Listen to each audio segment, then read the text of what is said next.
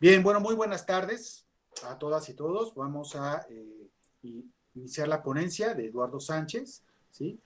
A quien me voy a permitir leer su semblanza. Bien, bueno, él se llama Eduardo Sánchez López, es indígena Chol del estado de Chiapas, ingeniero en recursos naturales y renovables por la Universidad Autónoma de Chapingo, maestro en administración y desarrollo de negocios sostenibles por el Centro Agronómico Tropical de Investigación y Enseñanza CATIE.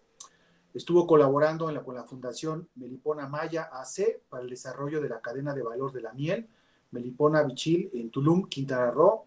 Socio fundador de Bee Essential SADCB, empresa dedicada a la comercialización de mieles monoflorales, miel y colmenas de abejas nativas. Consultor en manejo de recursos naturales y desarrollador de negocios sostenibles. Actualmente colabora en Conservation International México AC como coordinador de cadenas de valor y mercados del proyecto Paisajes Sostenibles en Oaxaca, Chiapas. Quiero también agregar que Eduardo fue alumno también del diplomado en empresas, en el desarrollo de empresas rurales que ofrece la Facultad de Medicina Veterinaria y Zootecnia de la universidad, y fue ahí donde nos conocimos. Bueno, me tocó a mí estar como instructor en la parte del diplomado, y bueno, y ahí vi su plan de negocio que hizo, ¿no? De allá. Muy bien, bienvenido Eduardo Sánchez. Bueno, el grupo es de los penúltimos semestre, que se llama la materia Actualización Profesional 1, de la Universidad Nacional Autónoma de México, de la Facultad de Estudios Superiores Aragón y de la carrera de Planificación para el Desarrollo Agropecuario. Bien, adelante Eduardo, muchas gracias. A usted, doctor, muchas gracias. Muchas gracias, compañeros. Pues la idea es hacer una presentación de lo que estamos trabajando en el paisaje Sierra Sur. Es un proyecto de conservación internacional que lo trabaja juntamente con CONAM, y todo el proyecto está financiado por el GEP a través de la ventana de biodiversidad. Doctor, no sé si me podía proyectando la presentación. Puedes activar mi cámara porque tengo muy mala señal aquí.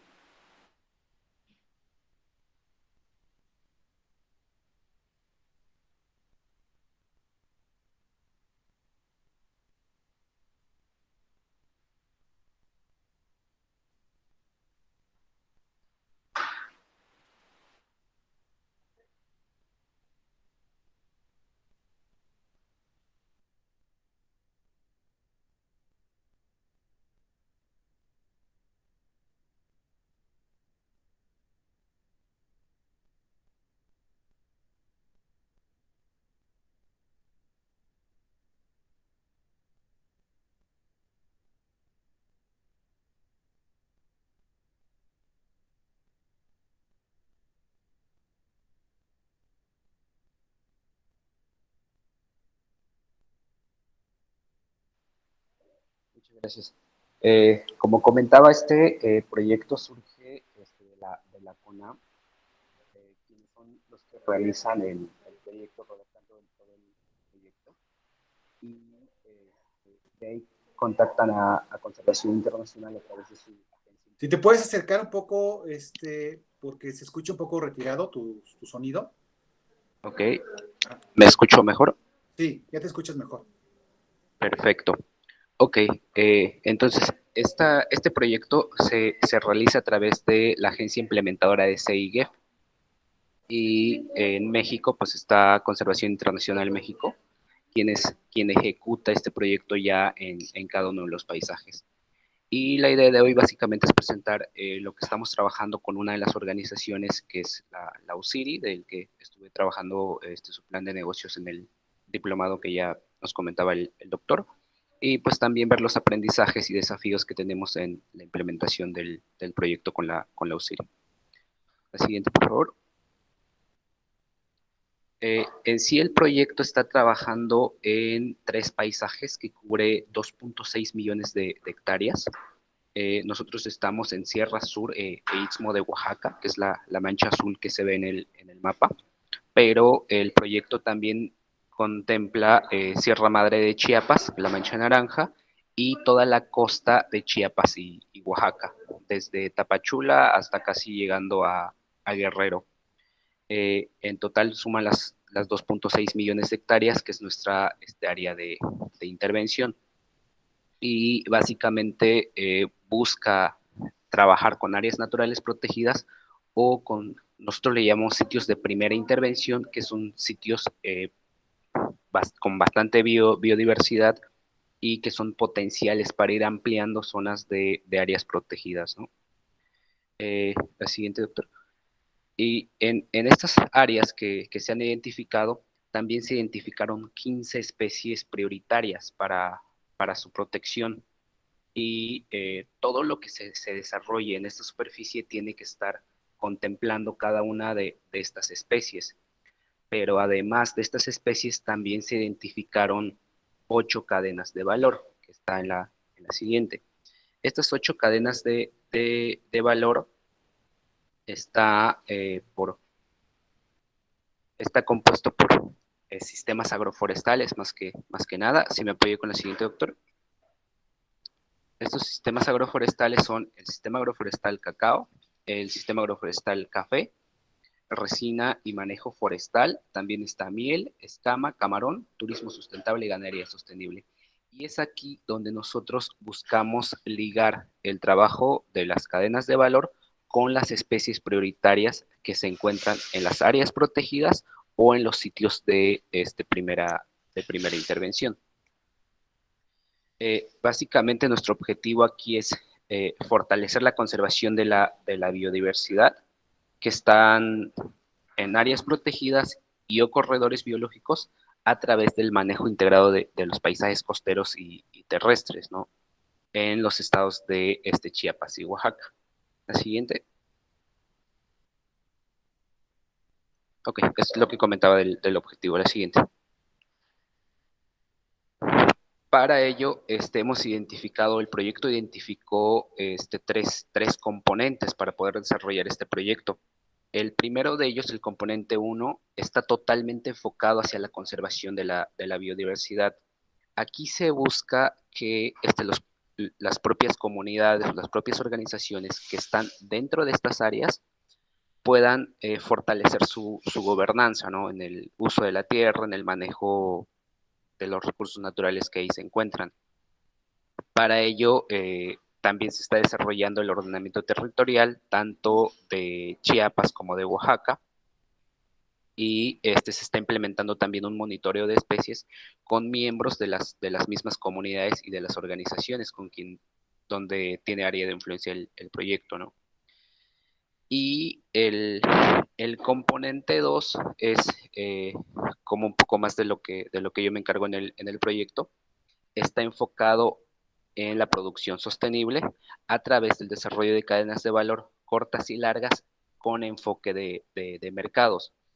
Esto es, que primero se ubica un mercado que valore los recursos naturales o que tenga criterios de sustentabilidad, y a partir de ahí desarrollamos todas las actividades en el territorio.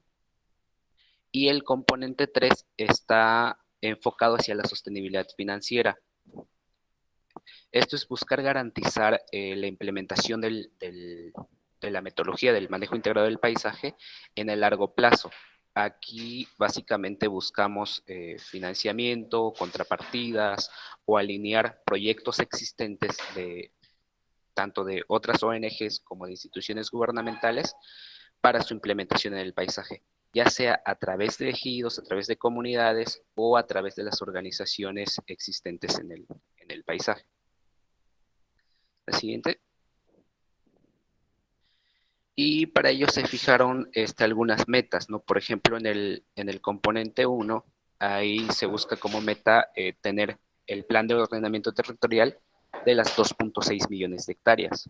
Y también se definió como meta tener 15 planes de conservación y monitoreo de especies con importancia global, que son las 15 que veíamos al inicio. Dentro de toda esta superficie se ubican 14 áreas naturales protegidas.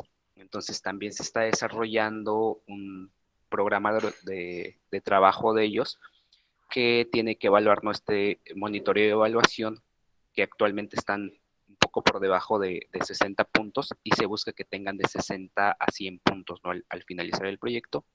Y finalmente buscamos incrementar 102.000 hectáreas de nuevas áreas protegidas a través de áreas destinadas voluntariamente a la conservación, que esto va un poco más enfocado al tema de gobernanza que comentábamos al inicio, ¿no? La siguiente. El siguiente punto es el componente 2. Aquí se fijaron dos grandes metas, ¿no? El primero es reconvertir o adoptar prácticas de producción sostenible en 4.600 hectáreas.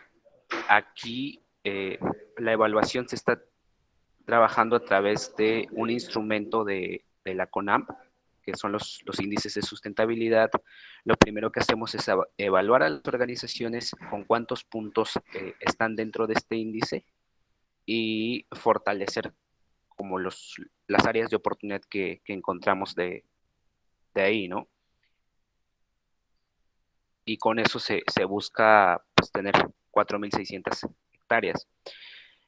Además de adoptar prácticas de producción sostenible, se busca también que 1.000 productores, por lo menos para seguimiento, tengan un 15% de aumento en sus ingresos a través del acceso a mercados y de la alineación de financiamiento con otras organizaciones. La siguiente.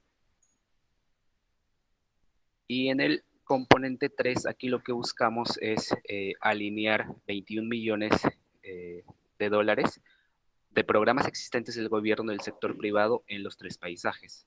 Esto se hace a través de contrapartidas y también se busca financiar con medio millón de dólares de nuevas inversiones en el paisaje de programas totalmente nuevos, ¿no? Que no existan en el paisaje actualmente o al inicio del proyecto. La siguiente. Y la siguiente. El proyecto, al ser también un proyecto financiado por el GEF, también tiene salvaguardas activadas. El primero de ellos es el resentamiento voluntario, que pues, básicamente nos dice que si una población está dentro de una superficie altamente biodiverso y tiene que ser removida, las condiciones al lugar donde se va a instalar tiene que ser mejor al lugar de donde los están quitando, ¿no? Esta salvaguarda actualmente no se ha aplicado y no creo que se aplique en el proyecto porque no hay movilidad, no se requiere, ¿no? Pero se tiene contemplado, ¿no? En el proyecto.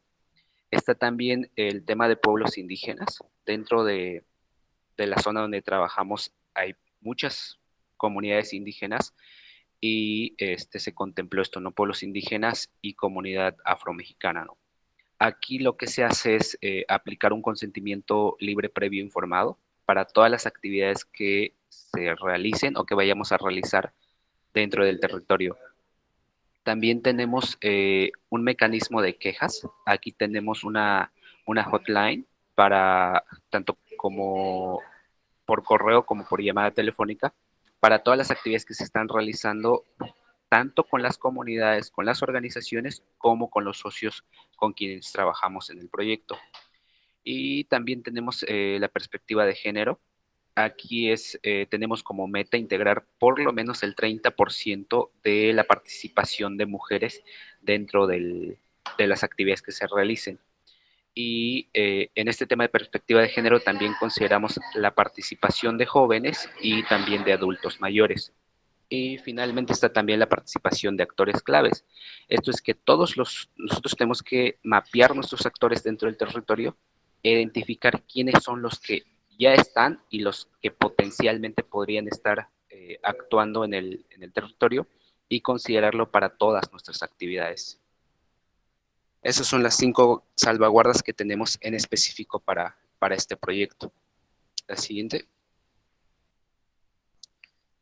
Aquí, en específico en el paisaje Sierra Sur, estamos trabajando con 3 organizaciones productivas.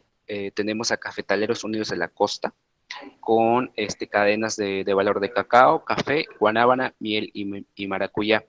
Esta organización tiene poco más de 750 socios y es una de las organizaciones que tenemos aquí muy cerca en Huatulco con quien estamos colaborando, ¿no? Igual en esta zona tenemos a El Jacaralito, es una sociedad cooperativa, con ellos trabajamos con café y se está iniciando actividades también con cacao. Y por último tenemos a la Unión de Comunidades Indígenas de la región del Istmo, o la UCIRI, como es ya muy conocido, ¿no? Con ellos trabajamos cacao, pero también con café, ¿no? No trabajamos directamente con ellos el café, pero sí forma parte del sistema agroforestal donde tenemos acción, ¿no? La siguiente.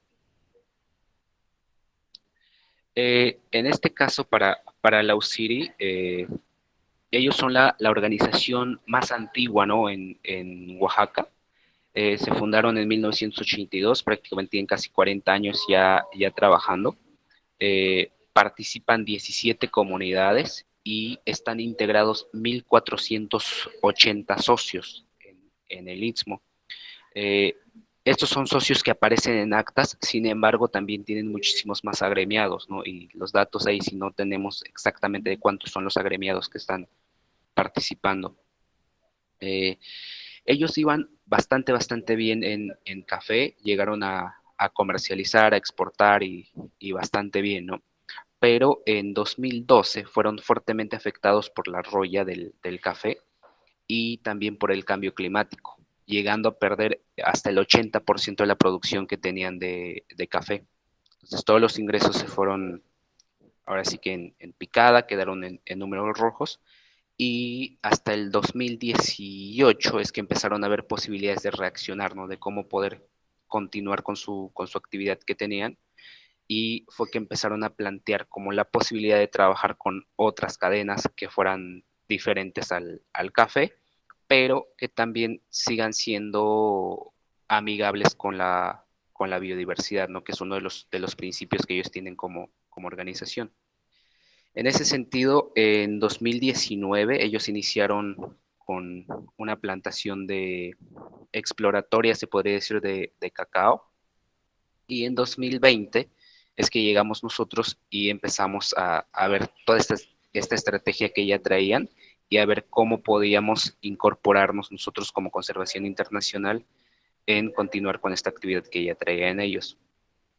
Entonces, para 2020 y actualmente 2021, si me apoyé con la siguiente, doctor, lo que hicimos ahí fue iniciar con el análisis de los mercados que hay en cacao, pues ahora sí que tanto a nivel local como a nivel internacional. Para ello, algunos socios de la UCIRI tuvieron la oportunidad de participar en la feria de Chocoa en el 2020 en Ámsterdam y vieron lo que estaba demandando el mercado en ese entonces, ¿no?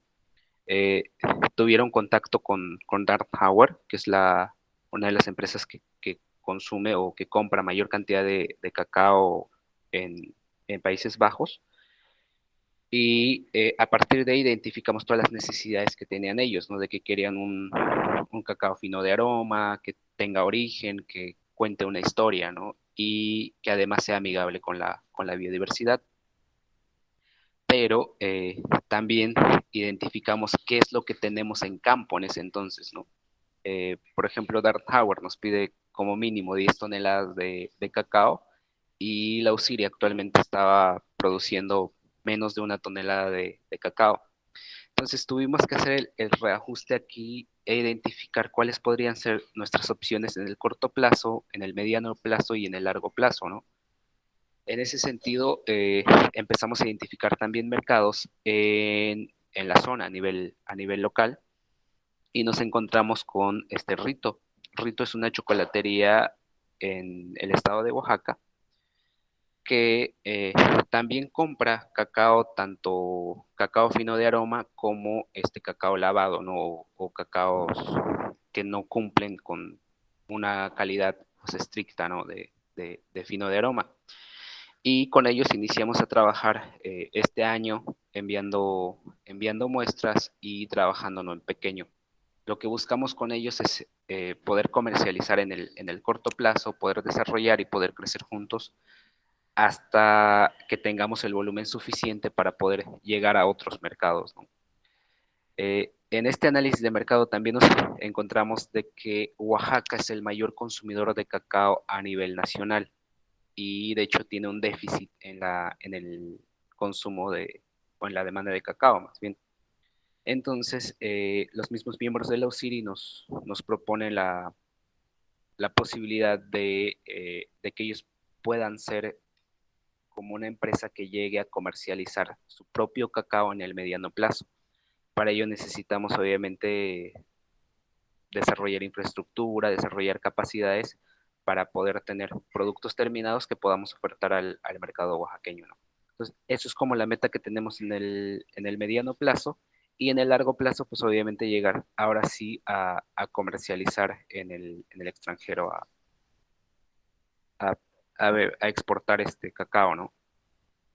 Después de analizar el mercado, desarrollamos en conjunto una estrategia de tanto de producción como de comercialización. Si me apoyo con la siguiente, doctor. Para ello, investigamos y nos asesoramos de expertos en cacao en México. Consultamos a investigadores de la UNACH, investigadores también del INIFAP, que tienen mucho conocimiento en este tema de cacao, y nos apoyaron justo a desarrollar esta estrategia que se está proyectando, ¿no? De iniciar primero con el establecimiento de plantas, desde seleccionar las variedades, desde identificar las condiciones agroclimáticas que hay en campo. Posterior a eso iniciamos a trabajar temas de post cosecha para poder tener ya no cacao lavado, ya no cacao del que actualmente se comercializa en la zona, sino enfocarnos hacia las necesidades que nos pedía este Darren Hauer, ¿no? Entonces empezamos a construir infraestructura, también a capacitar al personal de la UCIRI para que ellos puedan desarrollar el cacao fino de aroma, ¿no? Y este año también implementamos un vivero con la mira de poder plantar 100 hectáreas de cacao en la zona y también de tener material genético que pueda ser útil para ellos y que esté demandando el mercado. Actualmente estamos en esta etapa de vivero, estamos también por establecer eh, las primeras 30 hectáreas de cacao y estamos también buscando alianzas para poder desarrollar escuelas de campo para que más personas puedan sumarse, ¿no? A esta actividad y para ello identificamos al programa federal de la Secretaría de Bienestar, Sembrando Vida, que está trabajando en la zona también y con muchísimos más productores que nosotros, ¿no? Con ellos hemos tenido varias reuniones, hemos identificado como las líneas de acción donde coincidimos y también alinear los objetivos que tiene el proyecto con los objetivos que traen ellos. Y además de esta alianza, buscamos también crear modelos de entrenamiento de entrenadores para el tema de cacao y que ellos puedan estar continuando con esta actividad incluso después de que el proyecto de paisajes sostenibles termine, ¿no? En esta zona. Y a finales de este año y hasta mediados del año que viene, buscamos desarrollar esta actividad que comentaba en el mediano plazo, ¿no? Empezar a desarrollar productos con la UCIRI para que ellos puedan comercializar en el mercado local e incluso en el mercado regional. Y para 2025 tenemos pensado acceder al mercado internacional teniendo por lo menos 6 toneladas de cacao para poder ofertar, ¿no? Y aquí sí ya tener las características que nos estaba pidiendo el mercado internacional. La siguiente. En la implementación de esta estrategia, identificamos a las primeras 9 comunidades que podrían estar participando.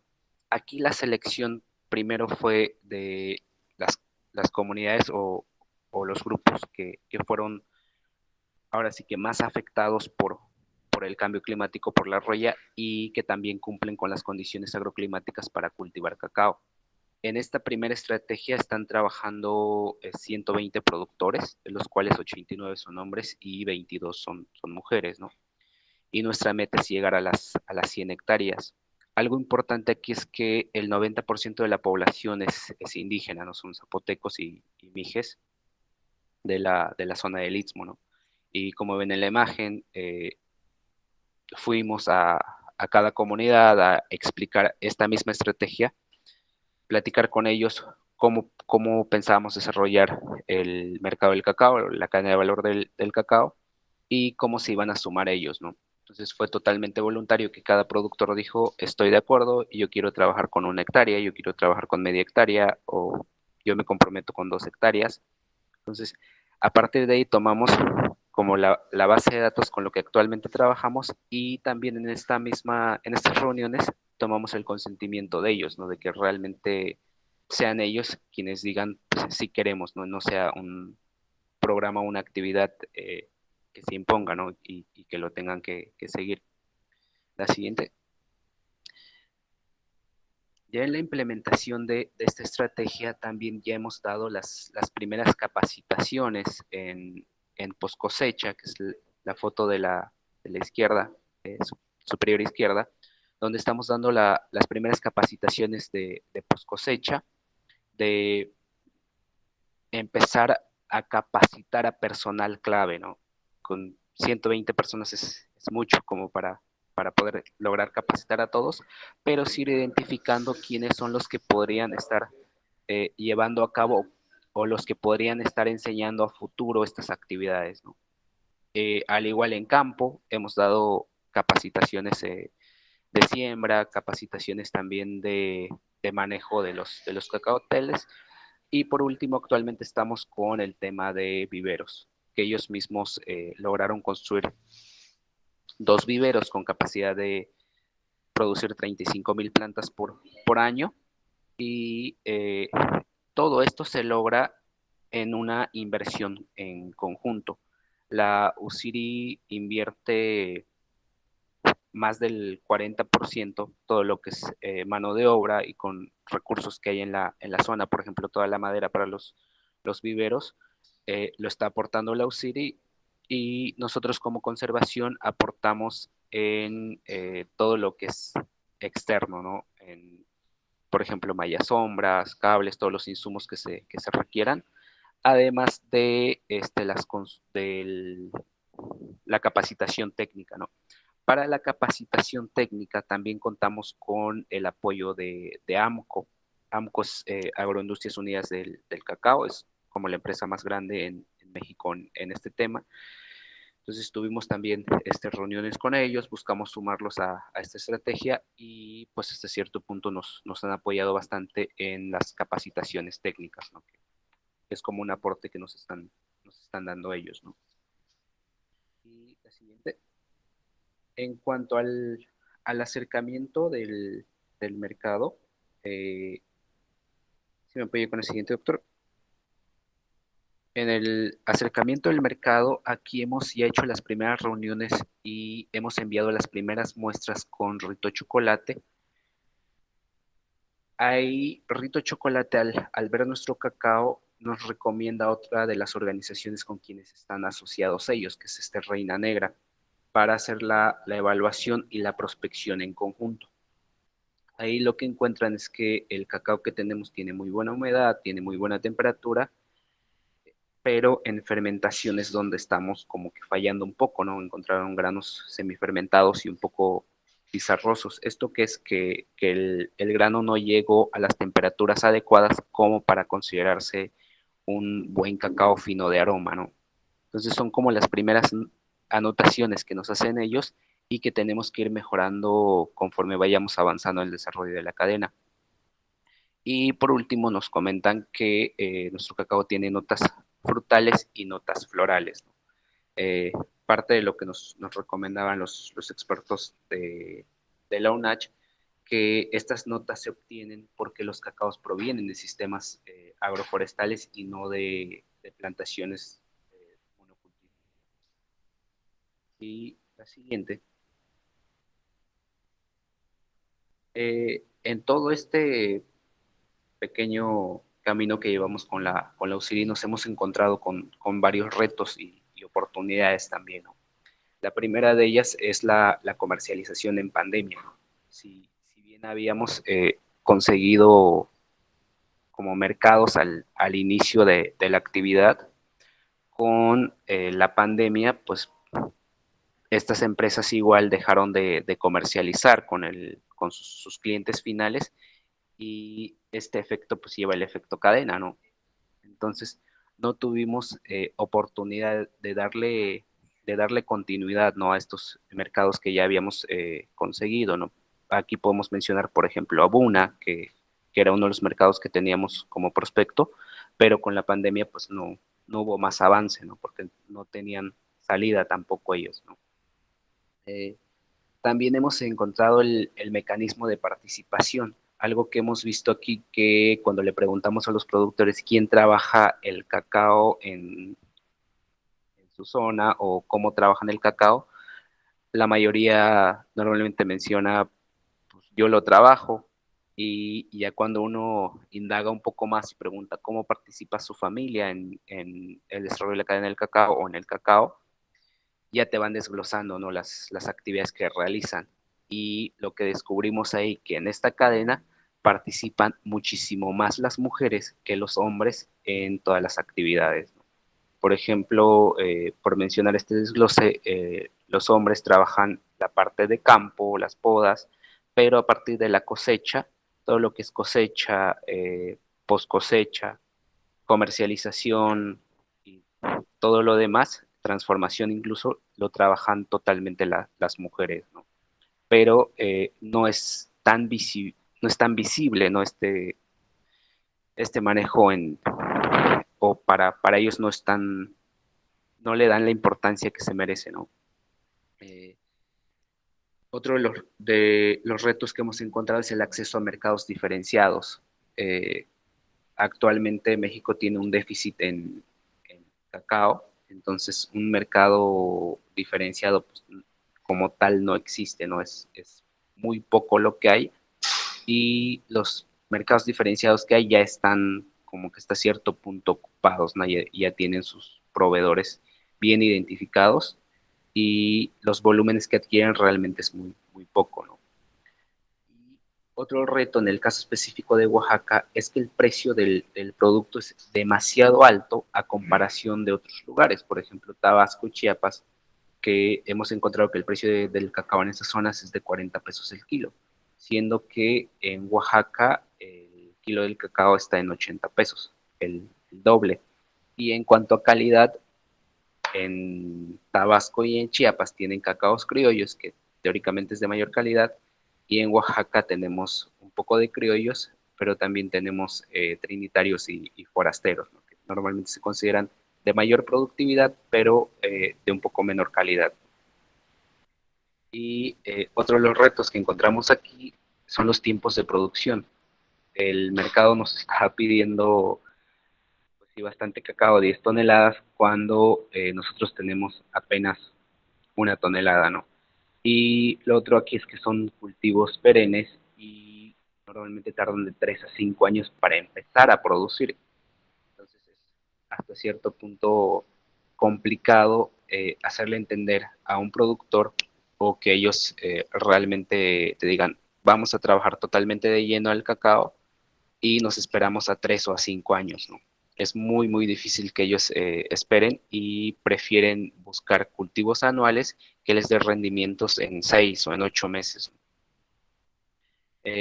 Otro de los puntos aquí son los requerimientos de capital, los famosos costos hundidos, ¿no? Estos primeros 3 y 5 años de establecimiento de parcelas, de manejo, realmente no hay ingresos, ¿no? Entonces son costos que normalmente el productor no está dispuesto a asumir porque pues no está tan seguro, ¿no? De que pueda recuperarlos o de que pueda funcionar. También tenemos el tema del conocimiento técnico. Si bien la UCIR es una organización bastante sólida y tiene muchísimo conocimiento en café, pero no así en cacao. En cacao sí nos encontramos con que es, lo que tienen es, o lo poco que tienen es cacao silvestre, como se ve en la imagen, llegaron, sembraron y de ahí se olvidaron de la planta, más que cuando tiene frutos, ¿no? Que van a cosechar. Entonces es bastante complicado poder iniciar con todo el conocimiento técnico y que esto sea escalable, ¿no? Hacia los 120 y después hacia los 1480 y después hacia los 2000 productores que tiene como agremiados. Es muy complicado lograr eso en muy poco tiempo, ¿no? Y finalmente la edad de los productores es un reto bastante grande que nos hemos encontrado también.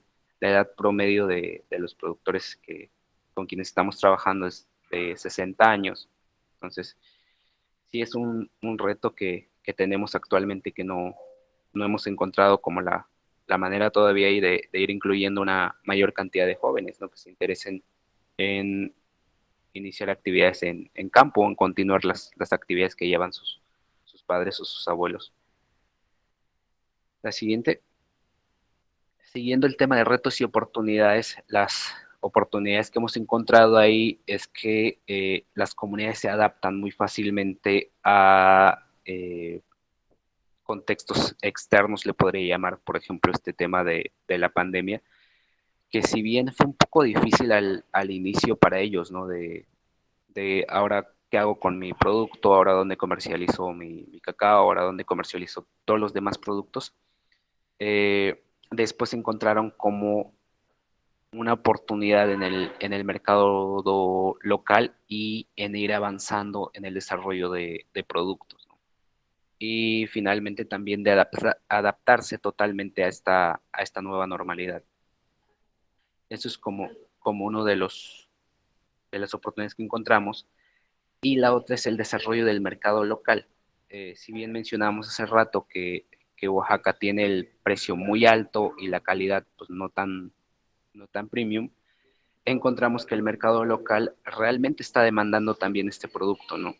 Entonces, lejos de buscar un mercado internacional, podíamos ver esta primera oportunidad de desarrollar el mercado local. La otra oportunidad que vemos ahí es en el mejoramiento de la calidad. Al no encontrar casi nada de producto también en la zona, teníamos esa oportunidad de meter genética nueva o genética de alta calidad para los productos que se puedan desarrollar. Y en el tema de financiamiento, nos encontramos también que era muy posible hacer alianzas con otras organizaciones, tanto de organizaciones que ya están en la zona, como lo son las otras dos organizaciones que mencioné al inicio, como PUCOS y Jacaralito, pero también con otras organizaciones que tenemos en el proyecto, de organizaciones que están trabajando en Chiapas, por ejemplo, Cacao Costa Rica, que ellos sí tienen producto de muy buena calidad, pero no tienen esta posibilidad, ¿no?, de llegar a un mercado final porque no son organizaciones sólidas, ¿no? Esta potencial alianza lo vemos como una oportunidad dentro del paisaje del desarrollo de la cadena de cacao en la UCIRI.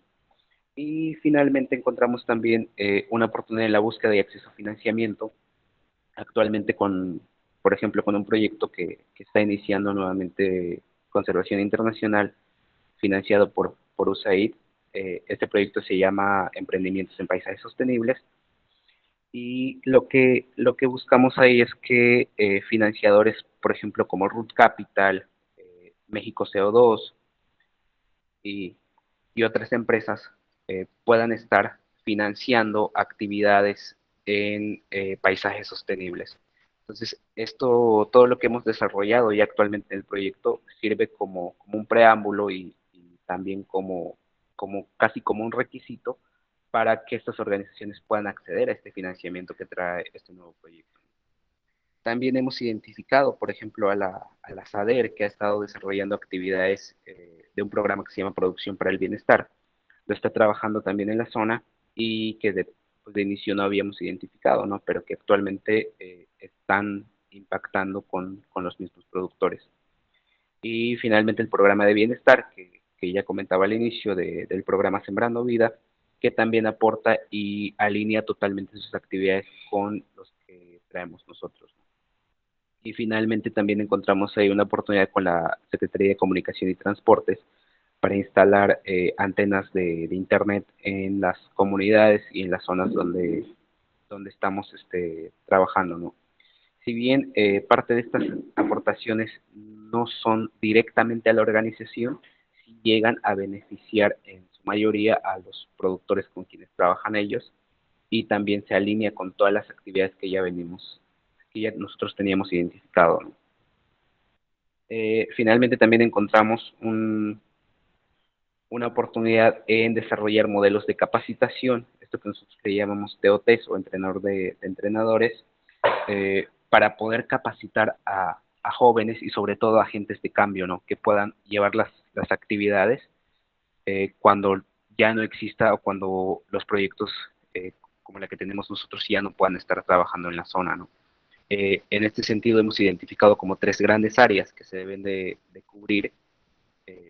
Estos son, uno es producción sostenible, la segunda es comercialización basado en finanzas, y el tercero es en temas de fortalecimiento organizativo.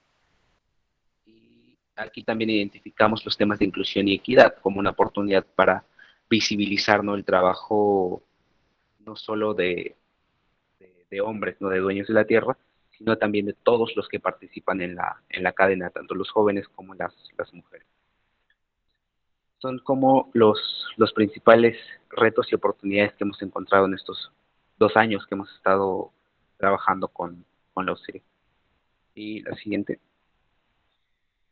Y pues sería todo. Muchas gracias. Muchas gracias, Eduardo, por compartirnos esta experiencia a nivel organización de conservación internacional y además también al otro nivel con los programas y proyectos que están llevando directamente con la UCIRI. Bien, bueno, ahora abro preguntas por parte de nuestros alumnos, no sin antes también saludar también al profesor Eduardo Flores, que se unió a esta charla, y a los compañeros de la mañana, que también algunos se unieron también a esta charla para compartirla en los dos grupos. Perdón, profesor, que lo interrumpa. Pues muchas gracias por habernos invitado en el turno matutino. Estaba checando precisamente algunos,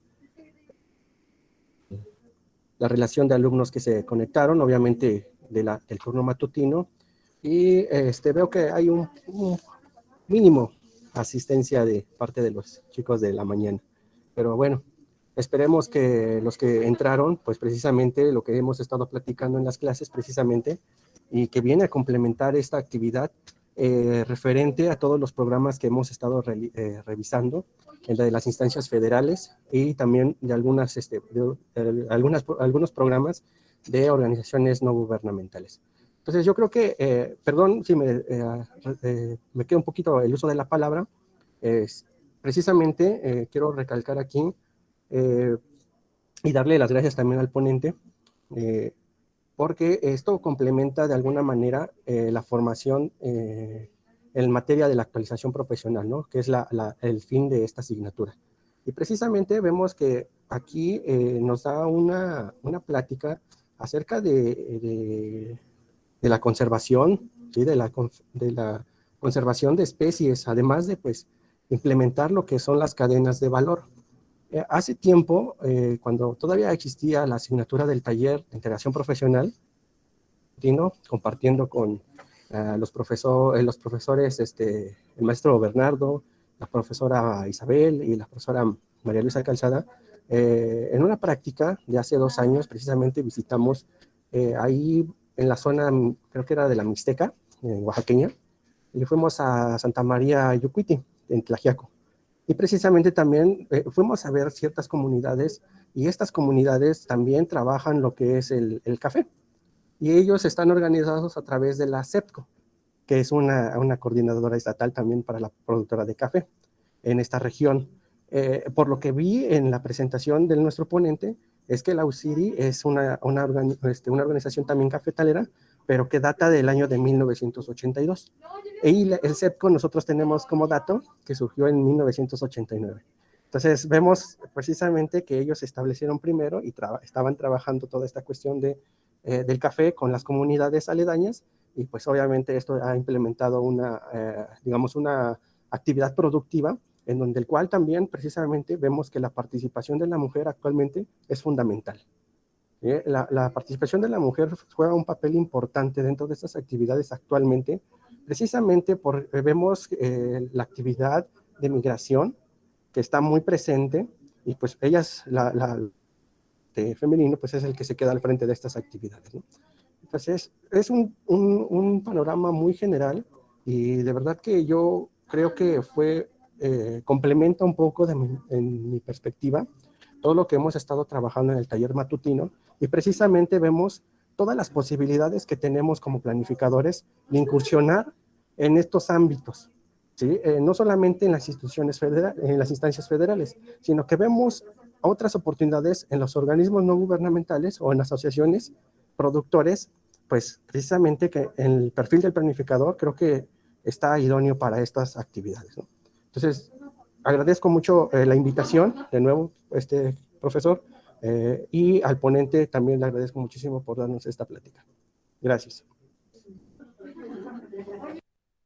Muchas gracias, profesor Eduardo, por el comentario y por la invitación también a sus alumnas y alumnos para que pudieran presenciar esta presentación y compartirnos también algunas de sus preguntas. Bueno, voy a dar entrada a la primera pregunta de Ariadna, que nos señala, ¿obtienen financiamiento de alguna institución gubernamental y en qué porcentaje ha logrado cubrir gastos con este recurso?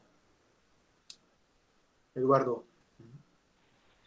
Sí, financiamiento como tal de instancias gubernamentales, nosotros no tenemos, ¿no? Comentaba al inicio que todo el financiamiento que ejecuta Conservación Internacional es del Fondo de Biodiversidad, del GEF, pero ya en campo sí se alinean con el financiamiento de instituciones gubernamentales. El más grande de ellos, como mencionaba, es Sembrando Vida, que de momento está aportando 5,000 pesos a cada productor, cada sembrador, como le llaman ellos, y está enfocado también en el desarrollo de sistemas agroforestales, que en este caso va mucho con cacao y algunos con café. En porcentajes, en campo, la inversión de ellos son de casi 2,000 productores que hay en la zona, y pues realmente sí es poco más del 60%, ¿no? Que estarían aportando en la parte de establecimiento de parcelas en campo. Sí, ya en en el siguiente eslabón, que ya es el tema de cosecha y post cosecha, ahí sí no hay otros financiadores más que Conservación Internacional y la UCIRI mismo. Muchas gracias, Eduardo. Bien, ¿alguna otra pregunta, duda? Este es el momento de poder compartir, de poder también aprender de una experiencia que, como bien lo acaba de narrar nuestro ponente, de más de 40 años, ¿no? Que viene trabajando en UCIRI, más la experiencia propia de la organización que está haciendo sus labores de asesoría, de consultoría, y cómo se ha logrado un andamiaje, ¿no? Para resolver una situación que nos presentó. Bien, vamos a leer la pregunta de Juan Abigail. ¿Cuánto dinero necesita para iniciar un sistema productivo de cacao? Ah, caray, muy bien. ¿Tienes ahí algún dato, Eduardo? ¿Cuánto dinero necesitas para iniciar un sistema productivo de cacao? A lo mejor quiero pensar en pequeña escala, ¿no? O quiero pensar en... Híjole, pues podría darle datos de lo que llevamos invertido hasta ahora, ¿no? Y también como un poco los datos que hemos logrado recabar por superficie, por hectárea. Hay en este sentido, que es un sistema agroforestal, no se siembra únicamente cacao, también se siembra frutales, árboles maderables y demás, ¿no? Estamos considerando un promedio de 700 plantas por hectárea y aproximadamente 27,000 pesos solo para el establecimiento de plantas. A esto habría que sumar los costos de mano de obra, los costos de las plantas, si es que hay que comprar plantas injertadas, o si se siembran plantas de semilla, los costos disminuyen un poco, ¿no?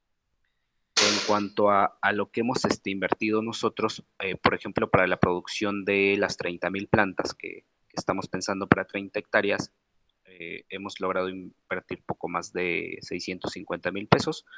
Y para la construcción de las naves de post cosecha, los cajones también de fermentado, ahí invertimos casi 300,000 pesos, ya contemplando la infraestructura, la capacitación que recibió el personal de la UCIRI y como el equipo que se requiere para hacer todas las mediciones.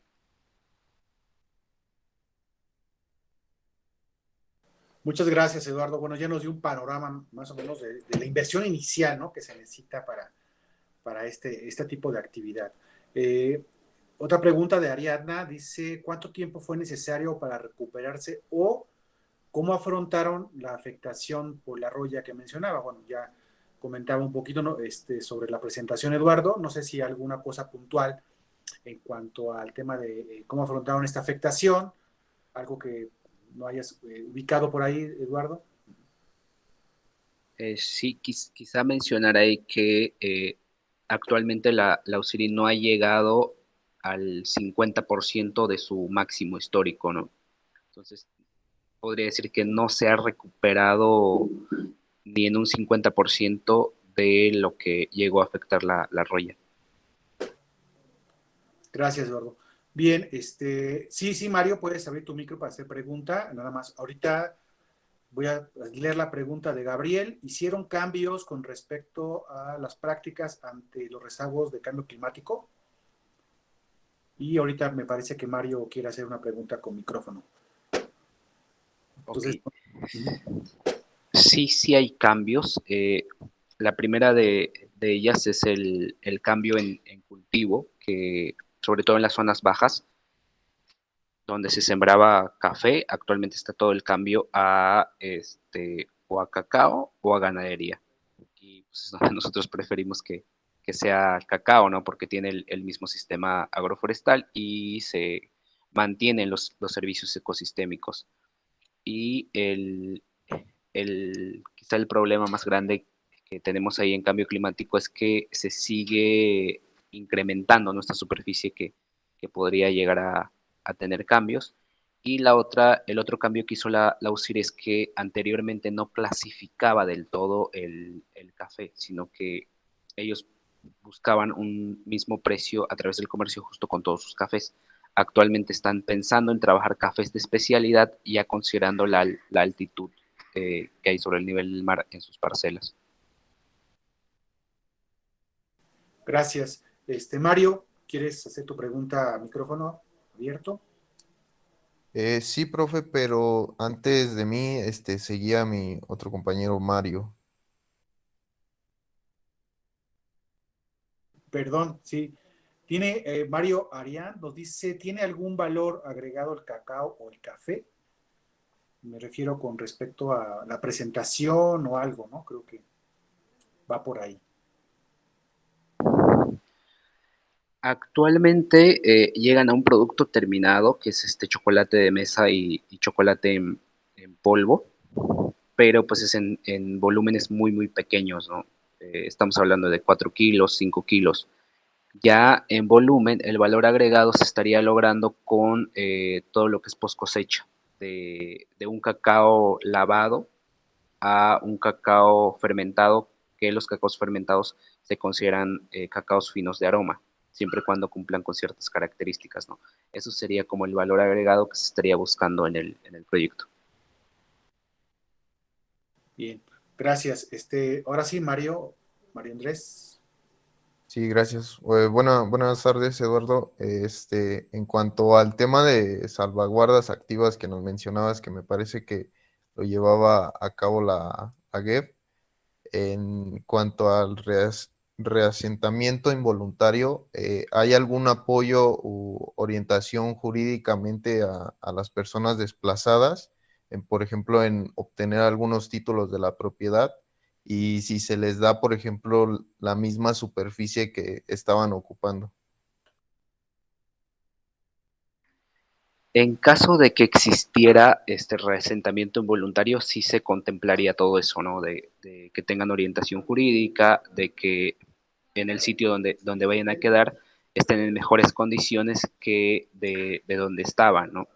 Pero en específico en el proyecto no ha sido necesario utilizar esa salvaguarda, si no se ha desplazado población alguna, ¿no? Gracias. Una pregunta de Araceli del Carmen. Dice, las alianzas, en su experiencia, ¿qué tan fácil se logran? ¿Qué tan abiertos se encuentran los productores u organizaciones ante esa estrategia?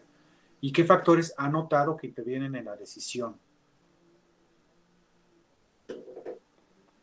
Es una muy buena pregunta, porque de inicio nosotros pensábamos que las alianzas iban a dificultar a nivel de productor, pero ya en la práctica hemos encontrado que los productores realmente son muy abiertos a realizar estas alianzas, ¿no? Y a identificar si cuáles son como las tareas o las actividades que realiza cada institución, ¿no? Sea gubernamental o sea ONG.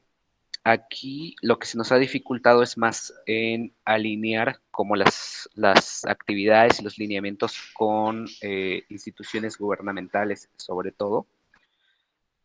Y el cuello de botella, le llamaría yo, está en los tiempos de ejecución de cada proyecto y también en las metas de cada uno de los proyectos, ¿no?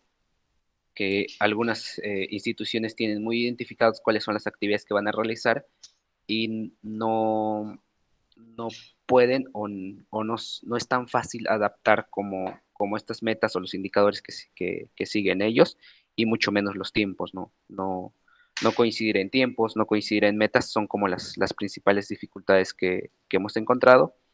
Y la otra es que cada institución, ¿no? También quizá un poco por ego ahí, de que ellos quieren ser como los que están más presentes o los que sean nombrados en el desarrollo de las actividades en campo, ¿no?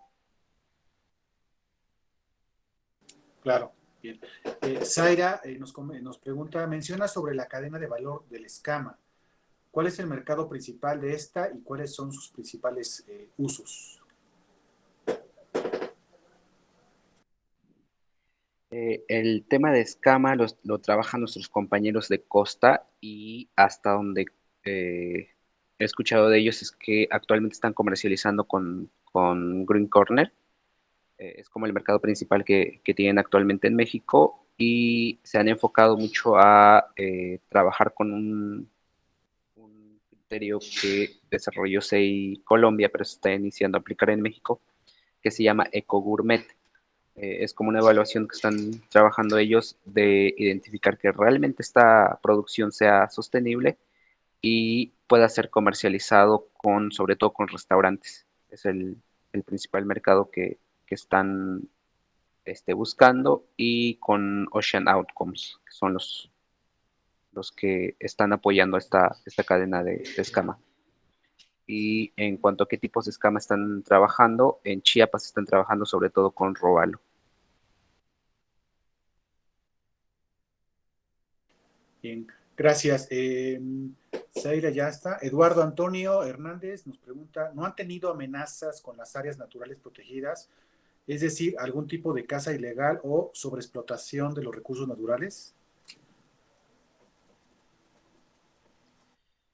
En nuestro caso es muy particular porque los dos sitios de primera intervención que tenemos en nuestro paisaje no está ubicado dentro de áreas protegidas. Lo que estamos haciendo ahí es trabajar con áreas destinadas voluntariamente a la conservación. El proceso que se sigue para este tema es primero generar asambleas con las comunidades, de que ellos explicarles en qué consiste una área voluntaria y definir también los criterios y los planes de manejo que deberían de seguir estas áreas, ¿no? Como las áreas de las zonas núcleos, las zonas de protección estricta y las zonas de amortiguamiento, las zonas de aprovechamiento sostenible. Además de eso, también trabajamos con un acuerdo de conservación.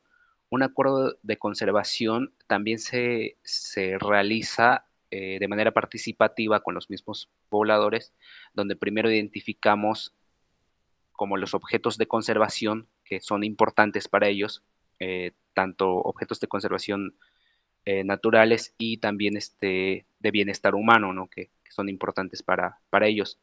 De ahí definimos también en conjunto las acciones de conservación que hay que seguir para mantener estos objetos. Y finalmente definimos también cuáles son como los costos de oportunidad.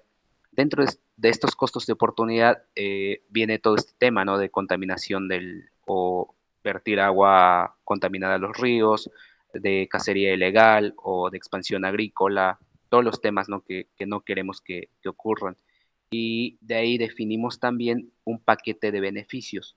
Dentro del paquete de beneficios incluimos todos estos programas que llevamos nosotros, ¿no?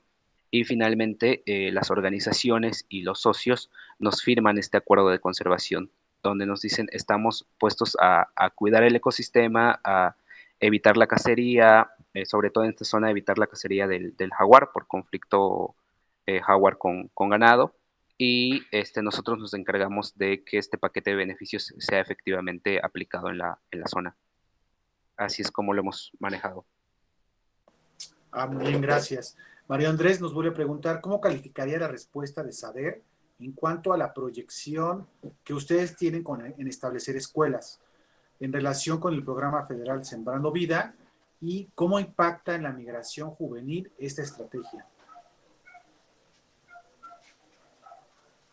En cuanto a la respuesta de ellos, es bastante buena. Hemos logrado alinear varias actividades ahí, sobre todo en capacitación tanto con personal de SADER como de bienestar, sobre todo en capacitaciones técnicas, ¿no? Y también de trabajar actividades en conjunto, que son como las escuelas de campo que traemos nosotros.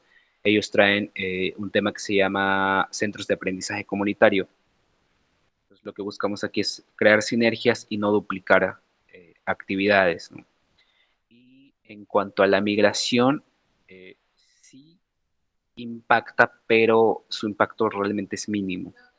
Sí, la mayoría de la gente que está en el campo y actualmente por la pandemia que las regulaciones en la frontera disminuyeron un poco, lo han visto como una oportunidad para aprovechar y migrar en mayor medida. Gracias. Bien, bueno, tenemos ya una última o penúltima pregunta de Aranza Toledo que nos dice, ¿consideras que las estrategias son viables para que se puedan implementar en otros tipos de productos agropecuarios? Sí, totalmente. De hecho, el proyecto que estamos desarrollando, todo el proyecto de Paisajes Sostenibles, surge de un proyecto que realizó SEI hace varios años, realmente creo que fue 2017. El proyecto se llamó Paisajes que alimentan el alma. La experiencia viene de ahí, de una comunidad en Tapachula, de una organización que se llama Rayen, en Raimundo Enríquez, que encontraron, ahora sí que de casualidad también fue cacao con ellos, donde había productores que tenían un poco de producto, pero no tenían mercado, ¿no? Entonces, a partir de ahí surge la experiencia y se desarrolla todo este proyecto de paisajes sostenibles que se está implementando actualmente. Y el proyecto que también comentaba de SLV, Emprendimientos en Paisajes Sostenibles, surge del proyecto de Paisajes Sostenibles, que está identificando todos los vacíos que tiene este proyecto para poder ir cubriendo e ir escalando. Muchas gracias. Y bueno, Dulce Areli dice que si hay oportunidades para el servicio social y yo le agregaría laborales también, ¿no? ¿Cómo ves? Sí, servicio social sí normalmente recibimos, de hecho, actualmente tenemos un servicio social de la UNIT, donde nos están apoyando chicos de comercio internacional en este primer tema de búsqueda de mercados, pero tenemos activado el servicio social durante todo el año, ¿no? Aquí es firmar un acuerdo con Conservación Internacional y normalmente los servicios sociales son de 6 meses. Aquí lo que se pide ya sea un programa que nos presente el estudiante o diseñamos un programa de trabajo en conjunto, alineando con las metas que tiene el proyecto. Y además de servicio social, también tenemos programas de voluntariado, que no precisamente tenga que ser un servicio social que lo pida su universidad, pero quieran desarrollar un voluntariado en conservación internacional. Muchas gracias, Eduardo, por compartirnos. No sé si haya más preguntas.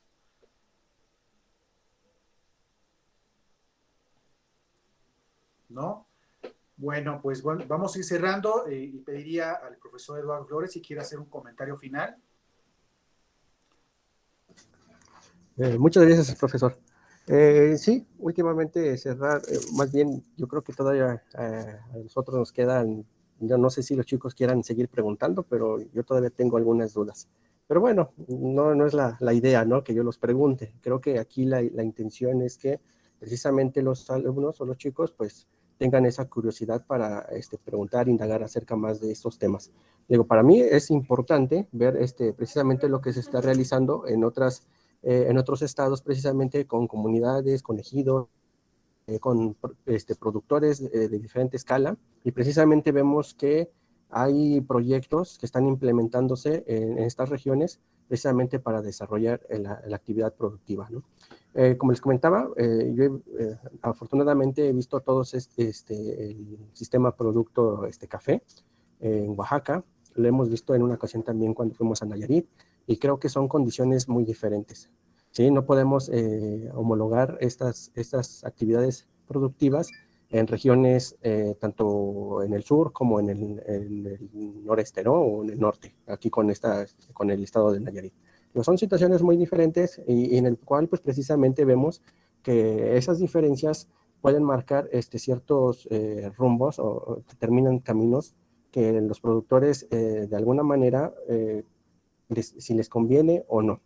Entonces también, pero hay algo que de verdad creo que se puede rescatar de todo esto, es que las comunidades o los productores del café siempre van a buscar de alguna manera la mejor opción de financiamiento, la asesoría técnica de instituciones o instancias de gobierno federal. ¿Para qué? Pues para que ellos tengan un crecimiento o un desarrollo. Esas actividades forman actualmente, actualmente son importantísimas, dado que si notan, pues precisamente ahorita, actualmente, en estos tiempos de pandemia, hubo un encarecimiento de ciertos productos agropecuarios, ¿sí? Se ha notado, precisamente uno de ellos es el café. En los centros comerciales o en las tiendas departamentales, vemos que actualmente el café, un frasquito de 200 gramos, está arriba de los 50 pesos. ¿Sí? Cuando antes, pues, precisamente este producto no rebasaba, ¿sí? No rebasaba ese precio. Al igual que otros productos agropecuarios como es el aceite, ¿sí? El café, no recuerdo algún otro que sí me sorprendió también bastante, y bueno, pues sí, ni modo, no creo que es actualmente la situación de la pandemia, como comentaba nuestro ponente, pues es una situación complicada. Entonces, vemos también que todos estos productos, de alguna manera, son necesarios para nuestra vivencia, ¿sí? Para nuestro consumo, y sobre todo, pues que hay muchísimos programas, hay infinidad de oportunidades en este campo laboral, en el campo mexicano, siempre y cuando, pues obviamente, uno se enfoque a realizar lo que quiere. Lo que he notado en el transcurso de todas estas clases que hemos tenido en el turno matutino, y que los compañeros que nos hacen el favor de exponer los programas, de ubicar cuáles son los de las reglas de operación, la cuestión de la política pública, cómo es que se determinan, toda esta situación, pues vemos que actualmente es fundamental, ¿sí? Los programas como tal siempre han existido y van a estar ahí, cambian de un sexenio a otro, pero la idea siempre está en que estos programas sean aprovechados, y que sean aprovechados precisamente por profesionistas que se dediquen o que estén enfocados al medio rural como tal. Entonces, creo que nunca van a desaparecer, al contrario, siempre debe de haber alguien interesado precisamente para hacer esta actividad. Y creo que pues actualmente con los chicos de séptimo, que ya están precisamente a un semestre casi por salir, semestre y medio, pues vemos que hay mucha oportunidad laboral allá afuera con todas estas pláticas que nos dan e incluso pues con todo lo que nosotros estamos viendo en clase, ¿no? Me quedaría con este comentario, sin antes agradecer al ponente de nuevo, también al profesor Ariel por invitarnos a ser parte de esta plática, de esta conferencia, y no me queda más que agradecerles y sería todo. Muchas gracias, profesor Eduardo. Sí, como bien lo comenta, yo haría una reflexión final. Observamos de estas organizaciones que tenemos en el sector agropecuario que pues, no solamente el actor gobierno está, ¿no? Sino que hay una serie de actores, tanto privados como internacionales, y como bien nuestro ponente identificó algunos que están dentro de su círculo de gobernanza, que están involucrados en este proceso de la cadena de valor, en el caso del café y hoy en día en el caso del cacao, con estos retos y oportunidades, ¿no? Que nos presenta como reflexiones sobre este sistema y que son propios, ¿no? de la experiencia y de las situaciones, tanto a favor como en contra, que nos está presentando el entorno, ¿no? Y son situaciones que, bueno, como planificadores estamos obligados, ¿no? A entender, a plantear el problema y por lo tanto también contribuir a través de diferentes planes, programas o proyectos en función del nivel.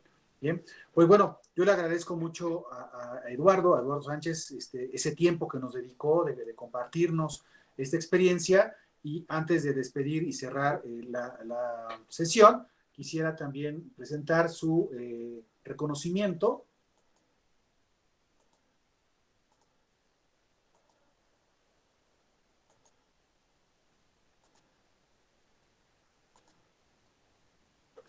¿Sí? El cual me voy a permitir leer. La Universidad Nacional Autónoma de México, Facultad de Estudios Superiores Aragón, licenciatura en Planificación para el Desarrollo Agropecuario, otorgan el presente reconocimiento al ingeniero Eduardo Sánchez López, bueno, maestro, ¿no?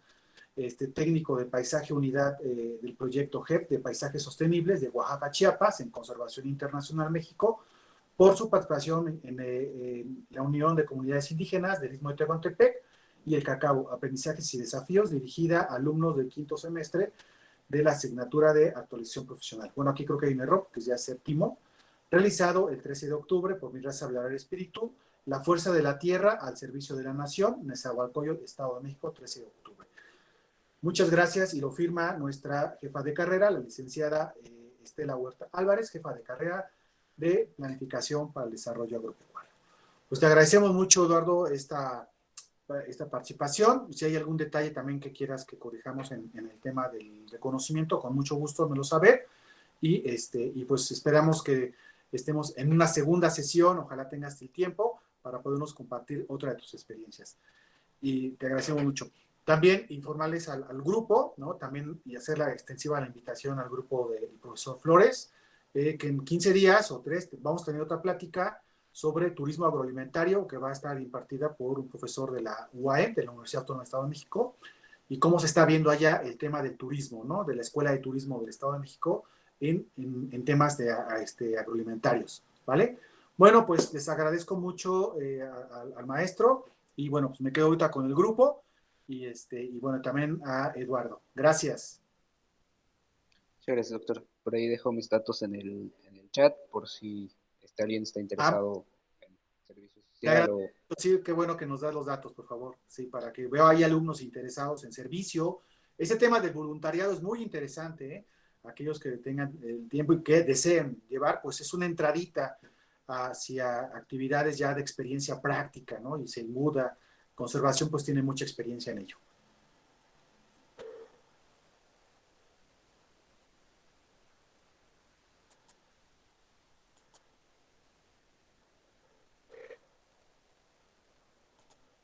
Listo, muchas gracias. Hasta luego. Gracias, hasta luego. Cuídate mucho.